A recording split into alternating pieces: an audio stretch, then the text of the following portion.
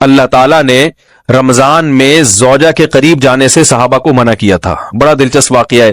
رمضان کی راتوں میں بھی زوجہ کے قریب جانے سے منع کیا تھا. ایک صحابی تھے، وہ رات میں کہیں چلے گئے، اب بڑے پریشان ہوئے، رسول اللہ صلی اللہ علیہ وسلم کے پاس آئے، عرض کیا یا رسول اللہ مجھ سے غلطی ہوئی، رمضان کی رات میں نے اپنی زوجہ کے قریب چلا. آپ نے فرمایا کیوں؟ وہ بڑا دلچسپ واقعہ ہے، بس بظاہر تھوڑا حیا کے خلاف بھی ہے لیکن اتنا بھی نہیں ہے.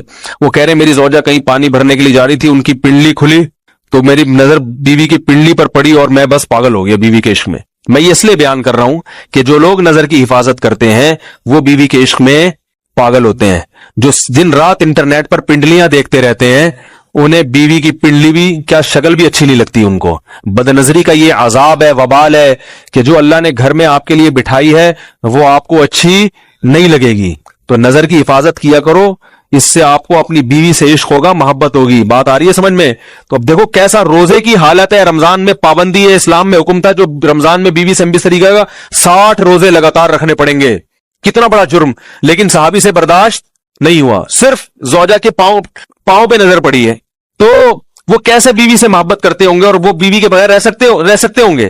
اور آج لوگوں کے فون آتے ہیں، ہماری بیگم جس میگے جاتی ہے اتنی خوشی ہے، ایسا اچھا سا فیل ہوتا ہے، ایسا عجیب سا محسوس ہو رہا ہوتا ہے جیسے آزاد ہو گئے.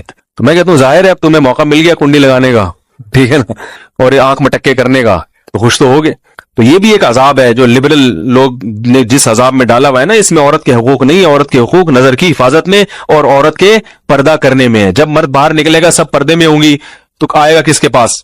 بیگم کے پاس ہی آئے گا. تو اتنے منہ کالا کرنے کے راستے کھول دیے ہیں تو ظاہر ہے پھر کامیاب ازدواجی زندگی نہیں ہوتی. تو نبی کے پاس آئے، عرض کیا یا رسول اللہ میں برداشت نہیں کر پایا. تو آپ مسکرا دیے.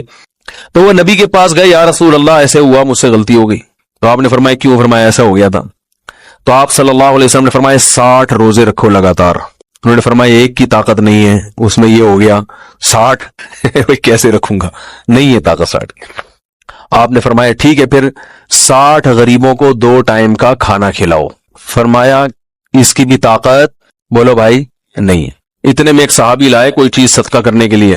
تو آپ نے فرمایا چلو اصل حکم تو یہی ہے کہ 60 روزے یا پھر 60 غریبوں کو کھانا، وہ نہیں تو چلو فی الحال ان کو تنبیہ کے لیے کچھ ان سے صدقہ کروا لیتا ہوں. فرمایا چلو یہ فلاں خیرات کی ایک چیز لے کر آئے ہیں، تم یہ لے کے غریبوں میں بانٹ دو. انہوں نے فرمایا مجھ سے زیادہ غریب پورے مدینہ میں بھائی کوئی بھی نہیں. آپ صلی اللہ علیہ وسلم مسکرانے لگے، فرمایا جاؤ کھاؤ اور بچوں کو کھلاؤ. اور بھائی غلطی بھی ہوئی اور گھر میں راشن بھی آ گیا.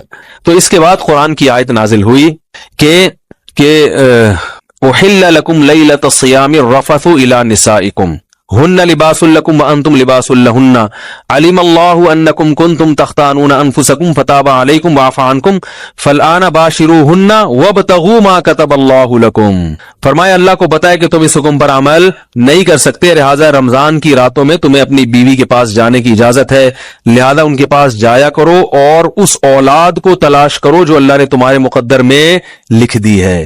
قرآن جہاں بھی بیوی سے ریلیشن قائم کرنے کی بات کرتا ہے اولاد کا ذکر لازمی کرتا ہے، یعنی تلاش کرو اس اولاد کو جو اللہ نے تمہارے لیے لکھ دی ہے. ما کتب اللہ لکم، ما کتب اللہ علیکم نہیں ہے. علا کا مطلب تمہارے خلاف، لکم کا مطلب تمہارے فائدے کے لیے. لام عربی میں نفع کے لیے آتا ہے، علا عربی میں ضرر اور نقصان کے لیے آتا ہے. فرمایا یہ نہیں کہ اس اولاد کو تلاش کرو جو بطور پینلٹی کے اللہ نے تمہارے متھے لگا دی ہے، جو اللہ نے تمہارے فائدے کے لیے لکھ دی ہے.